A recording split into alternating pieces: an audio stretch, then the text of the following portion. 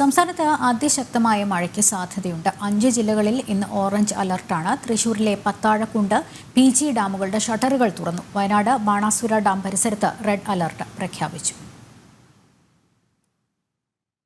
കേരള തീരം മുതൽ തെക്കൻ ഗുജറാത്ത് തീരം വരെ ന്യൂനമർദ്ദപാതി സജീവമായതിനാലും തെക്കു കിഴക്കൻ മധ്യപ്രദേശിന് മുകളിൽ ചക്രവാത ചുഴി നിലനിൽക്കുന്നതിനാലും സംസ്ഥാനത്ത് അടുത്ത 5 ദിവസം ശക്തമായ മഴയ്ക്ക് സാധ്യത.